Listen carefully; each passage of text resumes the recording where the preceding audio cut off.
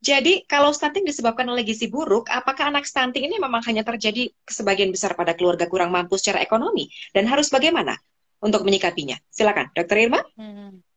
Ya, terima kasih banyak. Satu sisi dia karena infeksi gizi, mohon maaf kekurangan gizi dan infeksi ya. Hmm? Jadi itu dua hal Ya. yang paling dekat ya. Jadi kalau dilihat dia memang masuk ke spesifik mana hal-hal yang sifatnya mempengaruhi gizinya dan yang sering dia kemudian sakit ya. Lalu, apakah memang ini banyak pada mereka-mereka yang termasuk prasejahtera? Kalau dari Hmm. sisi data memang dominasi iya, tetapi ada Hmm. juga yang sebenarnya dari tingkat kesejahteraan tidak masuk desil 1, 2, Hmm. 3, 4 ya. Artinya apa? Pengasuhan ya, pengasuhan. Baik. Ternyata ada juga hal yang sifatnya tadi ya, dia sudah settle dari sisi ekonomi, tapi pendidikan untuk pengasuhan anaknya kurang. Ya, mulai dari catin, ya, ternyata Mhm. kondisinya anemi karena tadi makan-makan tapi makannya ya nggak bergizi lah, makannya banyak yang Oke. ya, yang begitu-begitu. Udah tuh ibu hamil anemi ya, karena ini tantangan kita juga ya. Ternyata data kita hampir 50% ibu hamil itu anemi di Indonesia. Dan remaja itu Oh, banyak baik. sekali yang anemia di Indonesia Hmm. ya. Artinya pengasuhan setelah itu ASI eksklusif yang tadi saya sebutkan. Di urban itu juga ASI eksklusifnya masih harus perlu diperjuangkan karena dari sisi apa ya akses media, literasinya itu sudah cukup baik ya. Hanya tinggal kemauan aja dan dorongan ya. Dan dorongan yang kuat ini Hmm. adalah dari suami ataupun dari keluarga. Mungkin itu. Baik. Baik. Terima kasih, Dokter Irma. Jadi dukungan dari segala pihak ya, termasuk juga keluarga besar. Dokter Tan ingin menambahkan sesuatu, silakan. Ya, saya pernah punya pasien dari keluarga yang mobilnya banyak, tinggal di apartemen Hmm. mewah dan anaknya stunting. Tahu nggak karena Oke. apa? Tahu nggak karena apa? Karena nomor satu ibunya businesswoman dan dia mengatakan saya nggak punya waktu netein. Nah, Oke. kodarullah anaknya ini kebetulan intoleransi laktosa.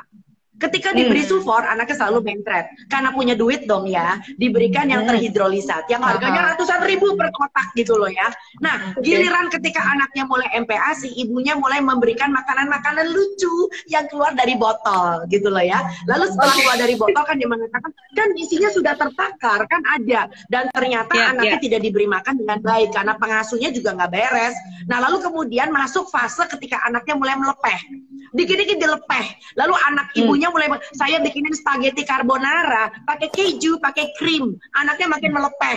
Dia lupa anaknya intoleransi laktosa. Udah gitu makin mencret nggak karu-karuan. Akhirnya apa? Tiap pagi makan miswa. Miswanya cuma 2 lembar, Bu Dokter. Dia nggak bisa makan banyak. Oke, Anaknya oke. stunting, Bo.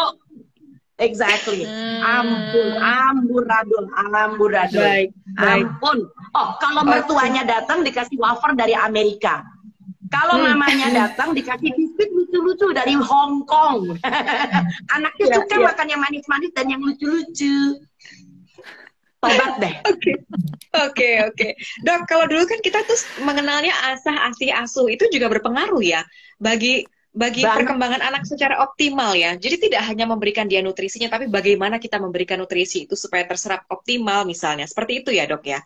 Dan pengetahuan orang tuanya akan kondisi kesehatan, lalu kemudian memantau pertumbuhan dan juga perkembangannya. Itu ya kira-kira ya yang bisa kita simpulkan Ya. untuk siang hari ini. Baik, jadi boleh dikoreksi kalau saya ada kekurangan, stunting bisa dicegah, terutama bagi orang tua yang akan merencanakan kehamilan ini ya.